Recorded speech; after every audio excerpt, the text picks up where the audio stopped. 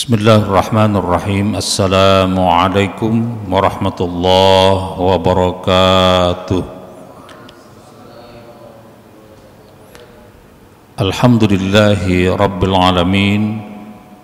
Wassalatu wassalamu ala asyrafil anbiya'i wal mursalin sayyidina wa maulana Muhammadin wa ala alihi wa ashabihi wa ummatihi ila yaumiddin, amma ba'd. Faqala subhanaka la ilma lana illa ma 'allamtana innaka antal alimul hakim. Wa qala rabbi shrah li sadri wa yassir li amri wahlul 'uqdatam min lisani yafqahu qawli. Rabbi yassir lana wala tu'asir alaina minkum ya karim. Ma'asyiral jamaah rahimakumullah, syukur alhamdulillah kita dapat kembali bertemu muka, bertatap wajah, bersilaturahim, berinteraksi untuk melanjutkan kajian tafsir hadis kita. Mudah-mudahan Allah senantiasa memberikan kesehatan, keafiatan, kesuksesan dalam berbagai tugas dan kewajiban yang kita laksanakan. Salawat dan salam kita haturkan kepada junjungan kita, contoh teladan, Rasul pilihan, Nabi kita Nabi Muhammad SAW beserta keluarganya, sahabatnya, dan semua umatnya hingga akhir zaman. Mengawali kajian malam hari ini sebagaimana biasa kita baca suratul Fatihah. Pertama kita niatkan untuk kesehatan, keafiatan, kesuksesan dalam hidup kita, dan mudah-mudahan Allah senantiasa memberikan perlindungan dan kita diberi kemudahan dalam berbagai urusan. Yang kedua, jika ada saudara-saudara kita yang barangkali sedang mengalami cobaan dengan diberi rasa sakit, mudah-mudahan Allah mengangkat penyakitnya dan mengembalikan kesehatannya seperti sedia kala. Yang ketiga, Fatihah itu kita niatkan jika saudara-saudara kita yang mungkin pada malam hari ini masih bertugas di lapangan terutama, mudah-mudahan Allah senantiasa memberikan perlindungan, memudahkan segala urusannya, melancarkan segala tugas-tugasnya, dan kemudian diberi keselamatan, keafiatan, kesehatan.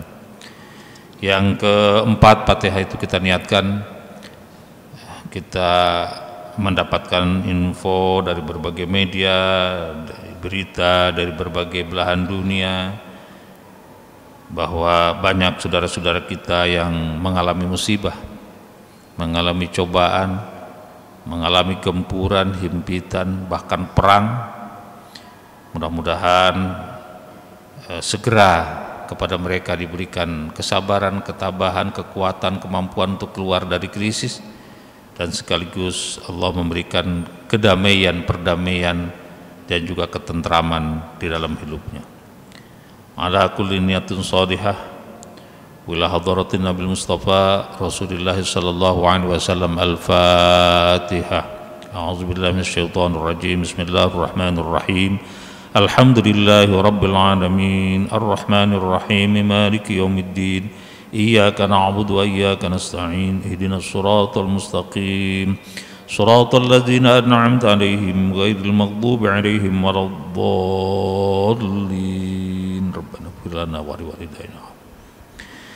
Ma'asyiral jamaah rahimakumullah, kita masih berputar di bab-bab yang terkait dengan masalah-masalah pokok dalam kehidupan, tetapi karena ini hadis lebih diarahkan kepada adabnya, tata cara atau etika yang terkait dengan persoalan-persoalan pokok dalam kehidupan itu, yaitu yang beberapa pertemuan yang lalu kita membahas soal makanan, kemudian juga soal minuman, dan sekarang ini soal pakaian.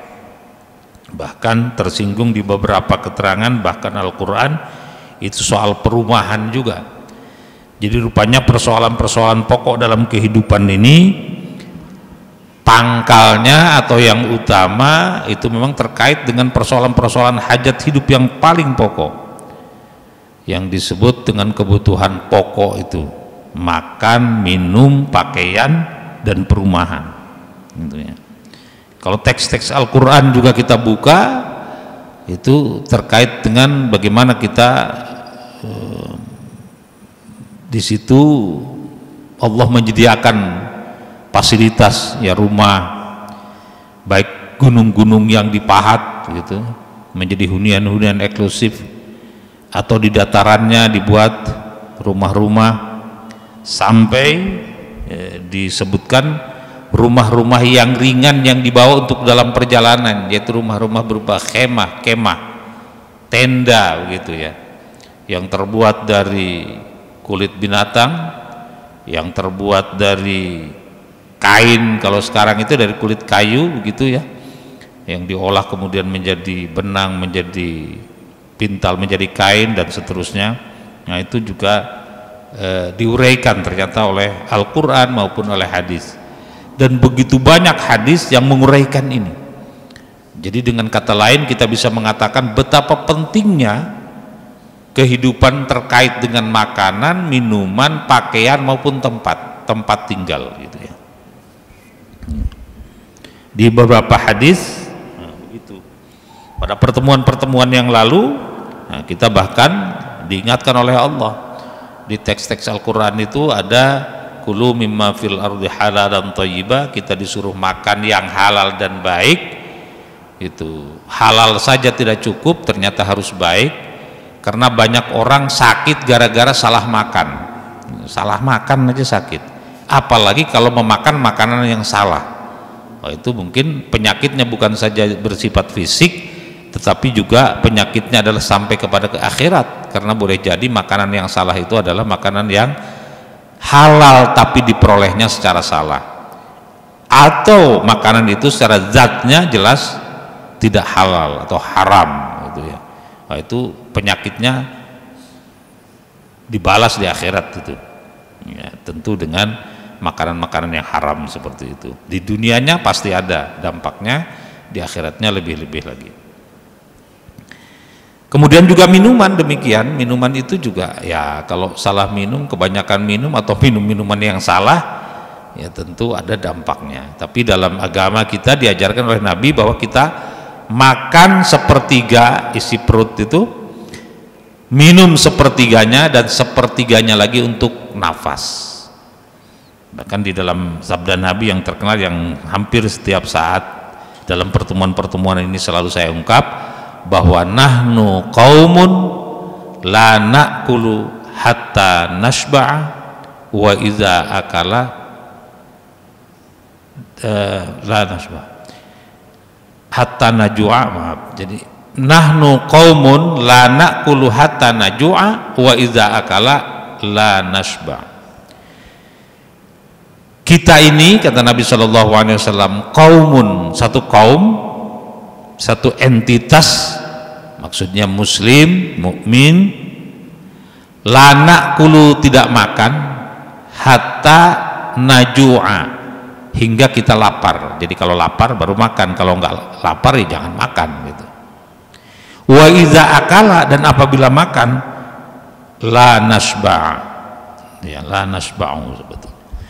Jadi kalau makan itu juga tidak sampai kenyang, karena tadi itu porsinya sepertiga untuk makan perut itu, sepertiga untuk minum, dan sepertiga untuk nafas. Itu ketentuan-ketentuan yang kita kaji sudah di dalam beberapa pertemuan yang lalu. Itu minum juga tata caranya, etikanya demikian. Tidak sekaligus kita teguk, meskipun tidak haram, hanya tidak baik saja. Mesti ada dampak-dampak baik. Nah, kebaikan-kebaikan itu insya Allah menimbulkan kebaikan dalam kehidupan kita. Diteguk dengan bismillah dimulai, kemudian juga lepas, minum lagi, lepas lagi, paling tidak 3 tegukan, atau sedikitnya 2 tegukan, enggak 1 gelas sekaligus glek glek glek glek glek. Wah, apalagi kalau dalam iklan itu kan, itu sekaligus. Nah, kita dianjurkan demikian. Dan yang tidak boleh lupa itu bismillahnya, itu menyebut nama Allah, karena itu adalah terkait dengan anugerah dari Allah Subhanahu wa taala. Dan ternyata dampaknya begitu besar. Tanpa bismillah setan ikut makan makanan kita, jadi makanan itu nggak berkah jadinya itu. Nah, kalau lupa bagaimana? Nah, di dalam hadis-hadis yang lalu dikatakan kalau lupa, begitu ingat kita baca bismillah, tapi bismillahnya bukan bismillahirrahmanirrahim, tapi bismillahi awwaluh wa akhiruh. Jadi bismillah di awal dan di akhirnya, begitu kalimatnya. Dan dengan cara demikian, sekalipun setan tadi sudah membersamai makan, kata Nabi Shallallahu Alaihi Wasallam, maka kemudian ketika kita mengatakan bismillahi awwaluh wa akhiruh, yang kita makan sudah hampir habis, tinggal satu suap lagi, setan pun ikut menyuap sampai habis nasi kita, menyantap ikut nasi kita. Apa yang terjadi? Kemudian setan memuntahkan semua itu. Nah, jadilah setan itu kurus, mengeluh. Nah, itu antara lain etika-etika makan seperti itu. Nah, sekarang kita terkait dengan pakaian ya. Kemarin kita menyebutkan fungsi pakaian, dan itu dalam Al-Quran jelas. Fungsi pakaian di dalam Al-Quran itu paling tidak 2 ayat kemarin itu ada 5 ya. Di surah Al-A'raf ayat 26 dan di surah An-Nahl ayat 81 Allah menyampaikan fungsi pakaian itu setidaknya di sini disebutkan 5. Pertama disebutkan libasan yuwari sawatikum. Fungsi utama pakaian itu adalah menutup aurat. Ya, aurat nomor 1 itu. Jadi siapapun yang menjadi desainer pakaian misalnya di fashion, nah itu yang paling utama modenya itu jangan sampai melupakan menutup aurat, karena itu di teks Al-Quran disebutkan demikian. Kemudian yang kedua warisa, rias, menjadi aksesoris, menjadi ornamen, menjadi perhiasan. Jadi pakaian itu perhiasan yang membuat kita orang yang sudah ditakdirkan Allah misalnya ganteng tambah ganteng, cakep tambah cakep, bagus tambah bagus, indah tambah indah, cantik tambah cantik. Nah, itu karena kita meriasnya antara lain dengan pakaian, memakai pakaian yang pas, yang cocok, baik modenya, motifnya, ukurannya, kemudian dipakai di tempat kemana kita berjalan atau menghadiri acara, ke kantor, ke masjid, itu tentu berbeda. Jangan sampai pakaian ke masjid dipakai ke kantor, sebaliknya pakaian harus ke kantor dipakai ke tempat pesta misalnya, ya itu tentu berbeda. Ataupun tempat pakaian ke pesta dibawa ke masjid, nah lain lagi. Pakaian yang banyak merek-mereknya, walaupun boleh ada merek, tapi merek-merek yang mengundang, dibawa ke masjid, ya, orang harusnya membaca bacaan-bacaan sholat, tapi yang terjadi adalah misalnya baca merek-merek yang ada di kaos atau di pakaian orang yang ada di depannya. Nah, itu malah merusak gitu dari masjid. Jadi mestinya ke masjid itu makanya dianjurkan nanti ada hadis-hadis yang terkait dengan pakaian yang baik gitu ya. Yang kemarin sebutnya oleh kita sudah disebutkan itu tentang pakaian putih misalnya begitu.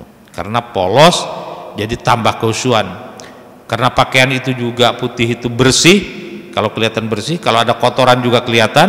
Nah, karena itu pakaian disebut paling baik, atyab, paling thayyib, yang paling bagus. Nah, itu fungsi pakaian rias tadi. Kemudian fungsi pakaian lainnya adalah wasarabila taqikumul harra. Pakaian itu melindungi dari terik panas.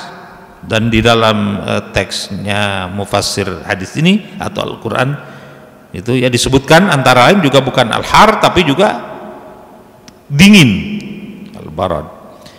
Jadi bukan saja pakaian itu melindungi dari terik panas tapi juga dari rasa dingin.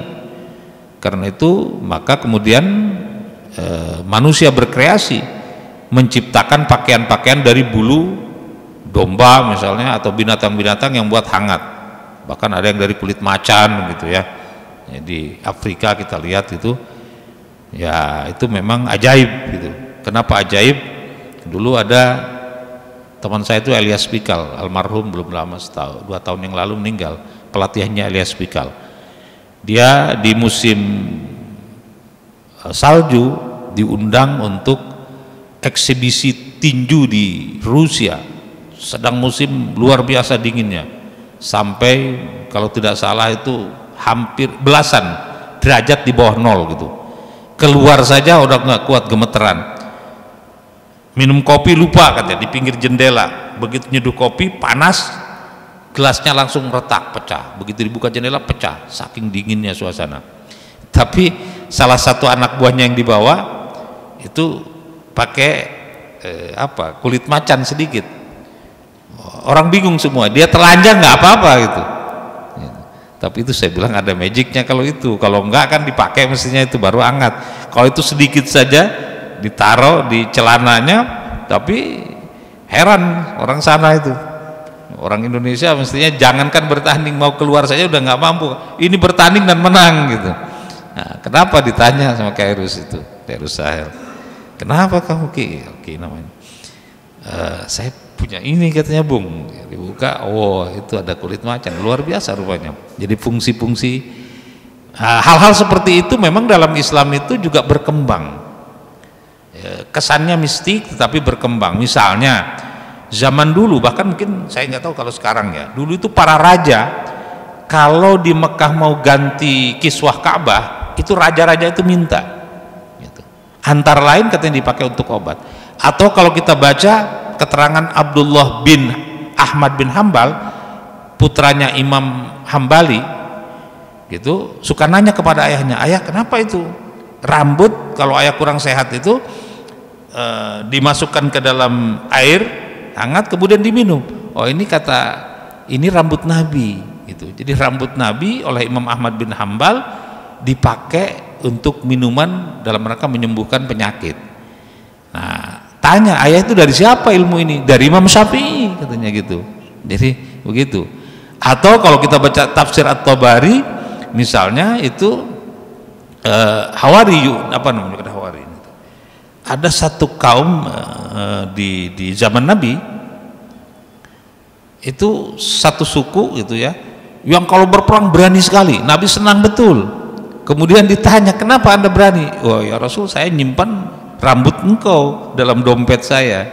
Jadi keberanian itu luar biasa. Hawazin, maka suku Hawazin begitu disebutkan. Jadi memang ada hal-hal seperti itu. Tentu kepercayaan kita hanya kepada Allah Subhanahu wa taala, karena hanya Allah yang menentukan sesuatu itu bermakna tidak bermakna, sesuatu itu memberikan khasiat atau tidak berkhasiat begitu. Karena itu minum obat itu adalah syariat.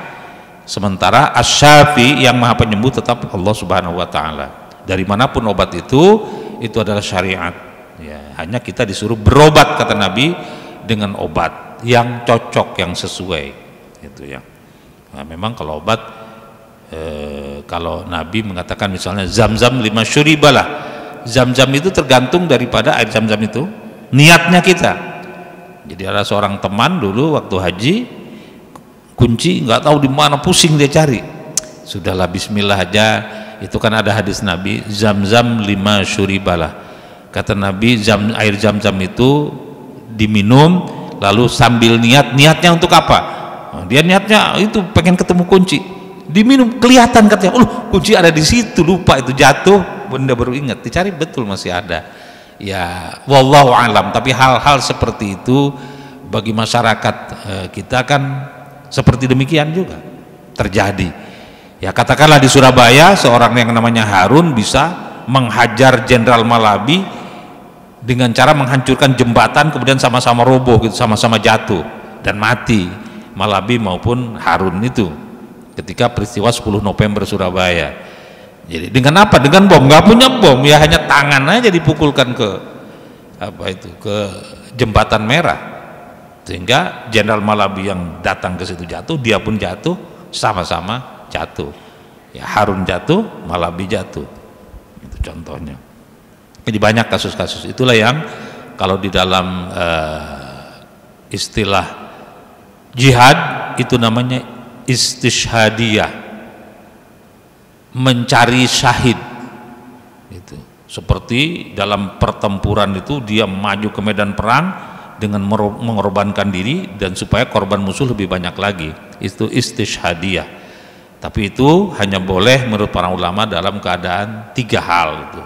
Pertama diserang oleh musuh, yang kedua dikepung, yang ketiga memang diperintahkan oleh misalnya otoritas tertinggi, kepala negara dalam hal ini, untuk segera melawan apapun yang dilakukan syahid, atau dengan fatwa-fatwa seperti kasus Surabaya itu, bahwa radius sekian kilometer hukumnya wajib ain, tapi di luar 84 kilometer wajib kifayah, dan seperti begitu.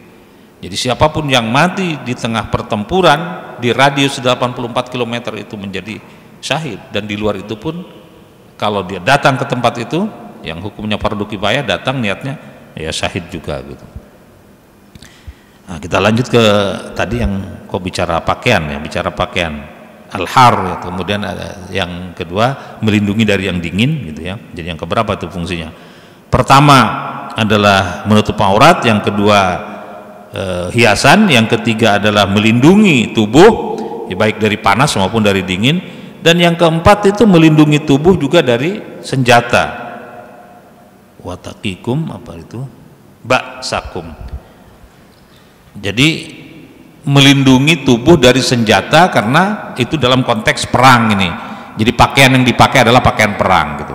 Kalau sekarang pakaian anti peluru, kalau dulu pakaian besi gitu. Itu fungsi dalam Al-Quran. Yang satu lagi ada walibasut taqwa khair, ada juga pakaian yang berupa takwa. Nah, ini yang tafsirannya para ulama begitu banyak gitu. Apakah takwa itu berupa fisik misalnya, pakaian-pakaian yang membawa ke arah takwa seperti Ustadz Agustiar begini, kesannya kalau sudah begini nggak mungkin maksiat lah gitu kan, karena mengarahnya pasti kepada ibadah, kepada tadarus. Nggak mungkin lagi begini kita main bola yuk, kita main-main nyerang apa kan bagi pakaian begini. Walaupun ada kadang-kadang Allahu Akbar pakai jubah, nah itu agak repot lagi, lain lagi urusannya itu.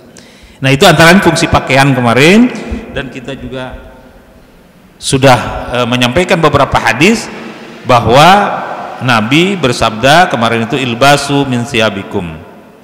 Jadi supaya berpakaianlah min siyabikum utul bayad, dari pakaianmu yang putih. Jadi fa innaha min khairi siyabikum.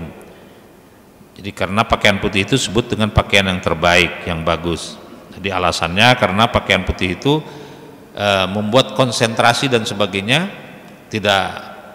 tidak membuat orang lain misalnya bermacam-macam lah.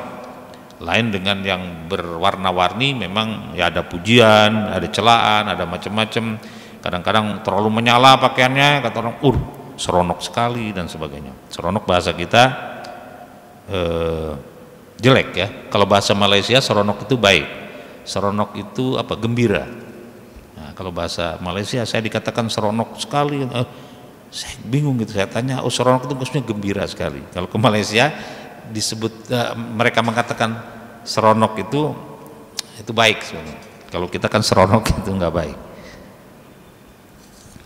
Kemudian hadis yang kedua yang kemarin sudah kita sampaikan juga, yaitu ilbasul bayad, sama dengan jadi berpakaian yang putih, karena kain kapan juga pakaiannya adalah putih. Kemudian yang ketiga yaitu, nah ini yang belum kita bahas, kemarin baru 2. Yang ketiga, Bismillahirrahmanirrahim, hadis yang ketiga ke 781, wa anil barra radhiyallahu anhu qala kana Rasulullah sallallahu alaihi wasallam marbu'an. Jadi Rasul sallallahu alaihi wasallam marbu'an itu sedang lah posisinya, tidak terlalu tinggi, tidak terlalu pendek, tapi mengarah ke dekat ke tinggi gitu. Marbu'an itu kalau kita baca makna-makna yang kita baca di kebiasaan orang Arab, ya marbu'an. Walaqad ra'aituhu fi hullatin hamra. Jadi saya sungguh telah melihat Rasulullah sallallahu alaihi wasallam fi hullatin hamra, dengan pakaian atau setelan berwarna merah. Jadi tadi sudah disebutkan bahwa pakaian yang terbaik adalah putih, tapi Nabi ini berpakaian merah katanya. Ma ra'aitu syai'an qattun ahsana minhu. Nah, saya tidak pernah melihat sesuatu yang lebih indah, lebih baik, ahsana minhu, daripadanya. Jadi begitu melihat Nabi dengan pakaian yang merah, itu Nabi sangat indah, sangat cakep, sangat ganteng gitu, sangat pas, cocok. Bahkan kata yang mengatakan, siapa yang mengatakan di sini adalah Barra bin Azib. Barra bin Azib mengatakan, saya tidak melihat orang seganteng, segagah, separlente Nabi SAW ketika Nabi berpakaian setelan merah. Muttafaqun alaih. Nah, kemudian hadis yang keempat atau ke-782, wa an Abi Juhaifah Wahab bin Abdullah radhiyallahu anhu qala ra'aitun nabiyya sallallahu alaihi wasallam bi Makkah wa huwa bil abdhah fi Kubbah. Jadi Nabi dilihat oleh Juhaifah Wahab bin Abdullah radhiyallahu an, ra'aitun nabiyya sallallahu alaihi wasallam, saya melihat Nabi sallallahu alaihi wasallam di Makkah, di Makkah, wa huwa bil abdhah fi Kubbah. Beliau juga ada di satu tenda di Kubbah.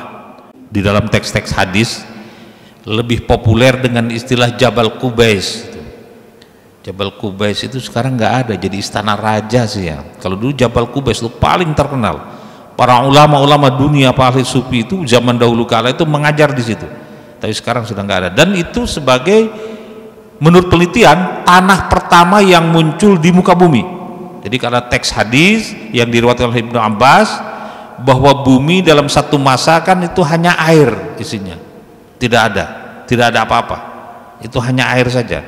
Nah, kemudian muncullah dalam hadis itu ke permukaan bongkahan tanah batu, tanah keras. Di mana? Di Kubbah ini. Dan hasil penelitian, dulu ada IJMI menyelenggarakan seminar tahun 90, mungkin 92 atau 94, antara tahun-tahun itu di IPTN, Pak Habibie yang mensponsori di Bandung. Ilmuwan dunia itu diundang, dan ilmuwan itu sepakat bahwa lempengan bumi tertua itu adanya di Makkah itu. Nah, hanya tidak disebutkan di mana di Makkahnya, tapi di Makkah itu menurut penelitian adalah lempengan bumi tertua. Tapi kalau kita buka teks-teks hadis Nabi Shallallahu Alaihi Wasallam, di situ di Kubbah. Nah, Nabi di sini berkemah di Kubbah. Berkemah di Kubbah yang disebut di sini lahu hamra'a min adamin. Jadi warna kemahnya itu merah, min adamin, dari kulit binatang. Jadi membuat kemah mungkin ada binatang, ya kulit binatang.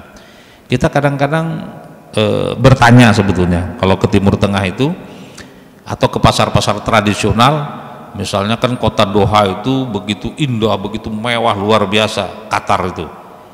Dan katanya kan termasuk negeri terkaya di dunia ya, kalau kita baca di riwayat segala macam. Saya alhamdulillah pernah ke sana, saya juga pernah berkeliling ke tempat-tempat sepak bola, lapangan sepak bola yang dipakai untuk Piala Dunia. Tapi saya keluar juga 5 km dari kota Doha itu, sekitar 5 km atau 10 km. Ada pasar tradisional. Yang saya kaget betul itu misalnya sebuah pasar itu pintunya dari kayu, dan kayunya tebalnya berapa? Mungkin kurang dari setengah meter, 30-40 cm begitu tebalnya. Kemudian lebarnya, lebarnya 2-3 meter mungkin ada, dan tidak ada sambungan. Kita tanya, nggak ada sambungan, berarti pohonnya sebesar apa gitu. Atau kalau kita ke istana, dulu Iran itu ibu kotanya sebelum Teheran itu Isfahan. Isfahan itu tempat lahirnya Salman Al-Farisi. Saya pernah ke Isfahan. Di Isfahan itu ada istana yang terbuat dari kayu, dan kayu itu begitu tingginya, mungkin berapa meter ya, katakanlah 50-an meter itu atau lebih, tinggi sekali karena 3-4 lantai itu ya kayu ininya. Jadi kayunya, tiang-tiang itu kayu utuh. Itu kayu yang tidak disambung. Artinya kita bertanya, pertanyaannya itu kan ratusan tahun, bahkan mungkin bisa jadi boleh jadi mendekati 1000 tahun. Pertanyaan kita, mereka itu kalau impor dari mana? Jangan-jangan dulu kawasan itu. Atau kulit binatang, kan diceritakan di beberapa hadis itu dijadikan tempat kemah dan sebagainya, dijadikan selimut.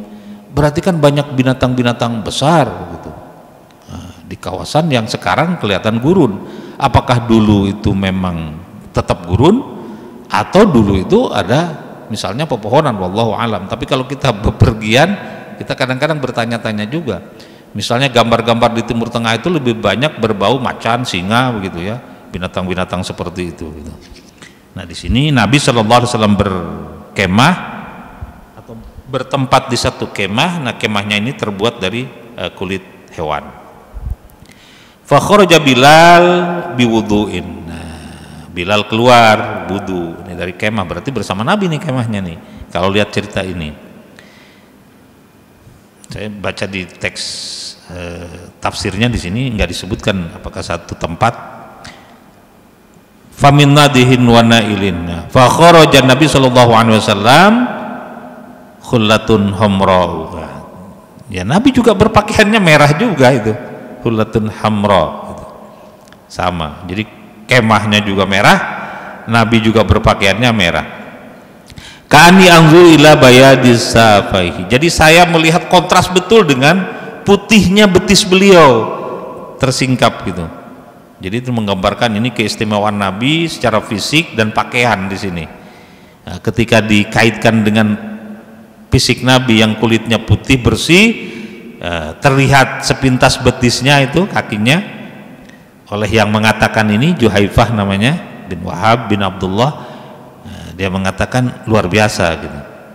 Fatawaddoa wa adzana Bilal. Nah, Bilal wudu kemudian azan. Faja'altu atat tabi'u fahu hahuna wa hahuna. Jadi kagumnya Juhaifah ini kepada Nabi dengan pakaian yang indah, seirama atau selaras atau matching kata orang sekarang dengan kemahnya yang juga merah warnanya, kemudian kontras dengan fisik Nabi yang putih bersih begitu, sehingga terlihat indahnya melihat Nabi gitu ya.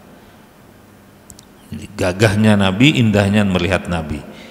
Nah, kemudian Bilal yang diceritakan di sini mengumandangkan azan. Nah, siapa nih sahabat Juhaifah ini melihat bagaimana komat kamit mulutnya itu, gerakan-gerakan mulut ketika Bilal mengumandangkan azan.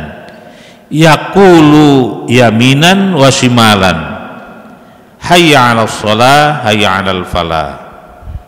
Jadi di samping membuka mulut terbuka, menyebutkan lafal-lafal atau melafalkan kalimat-kalimat, terutama hayya 'alas shalah, hayya 'alal falah itu ke kanan dan ke kiri. Nah, mana yang harus ke kanan dan mana yang ke kiri? Fa hayya 'alas shalah yadiru fa'uhu biha yaminan. Jadi ketika mengatakan hayya 'alas shalah itu pandangan wajahnya itu ke kanan gitu, melirik. Jadi mengatakan hayya 'alas shalah gitu ya, itu meliriknya ke kanan. Kemudian hayya 'alal falah shimalan. Jadi ketika mengatakan hayya 'alal falah menengoknya ke kiri gitu ya. Ini yang dilakukan oleh Bilal dan itu pasti tuntunan Nabi Shallallahu Alaihi Wasallam. Jadi ketika azan mengumandangkan kalimat hayya 'alas shalah itu meliriknya ke kanan dan hayya 'alal falah shimalan ke arah kiri. Wa sadrahu mustaqbilal kiblah, tetapi dadanya tetap menuju ke arah kiblat, mustaqbilal kiblat. Jadi jangan ikut-ikutan dadanya. Ya. Karena itu ketika kita menghadap kiblat itu dalam sholat, dan itu di beberapa kitab fikih disebutkan yang paling pokok adalah yang menghadap kiblat itu bukan mata, tapi dada, sodrihi, dada. Karena itu ketika ada kucing atau ada apa kita melirik itu tidak membatalkan sholat karena hanya mata, tapi kalau dada, nah itu sudah batal.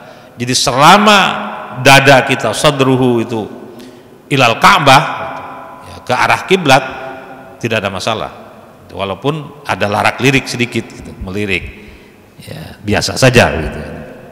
Tapi jangan larak lirik, melirik saja, mungkin ada sesuatu yang takut membahayakan dan sebagainya, tidak ada masalah. Tapi dada yang terpenting itu tetap. Nah, begitupun ketika azan, ketika mengatakan hayya 'alas shalah, arah wajah itu ke kanan, ketika hayya 'alal falah arah wajah itu ke kiri, tetapi dada tetap dikatakan mustaqbilal kiblati. Jadi wasadruhu mustaqbilal kiblati, dadanya tetap posisinya mengarah ke kiblat.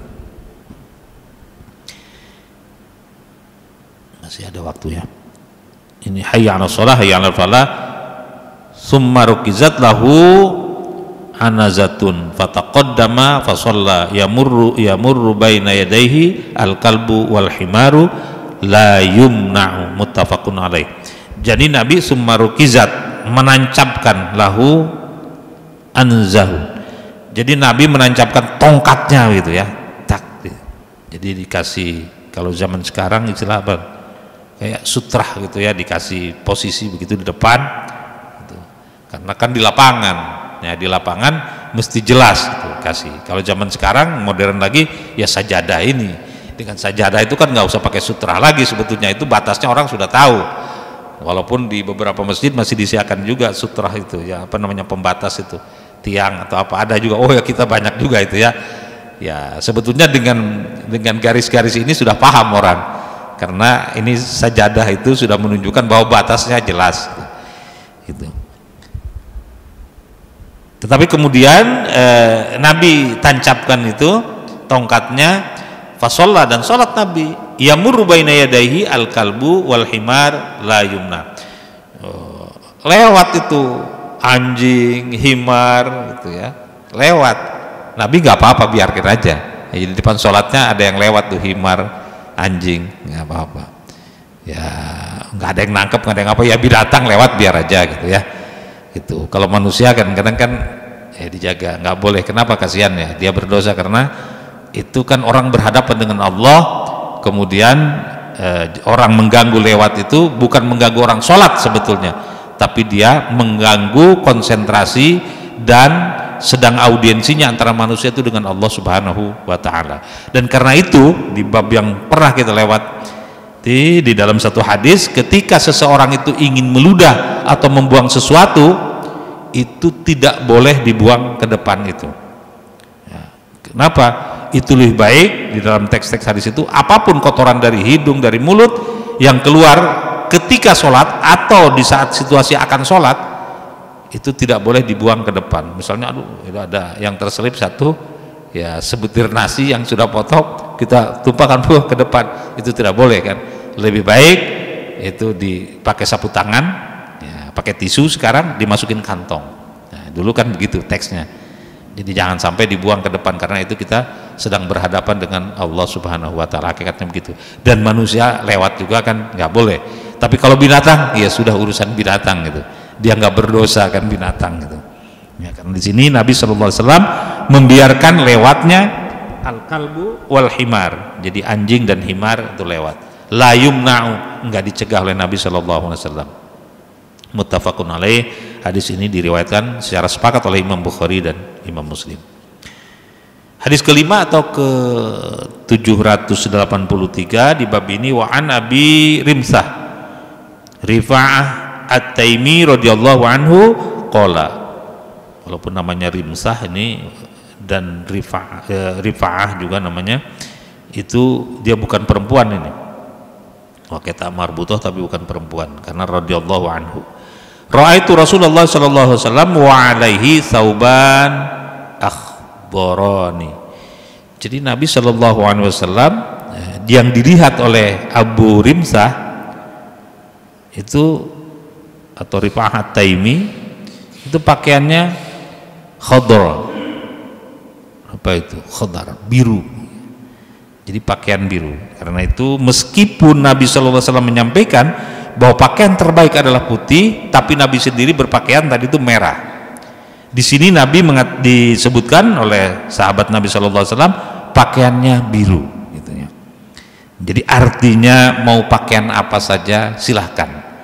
Yang penting katanya kalau di dalam teks hadis ini tidak terbuat dari sutra, karena sutra itu pakaian di akhirat nanti.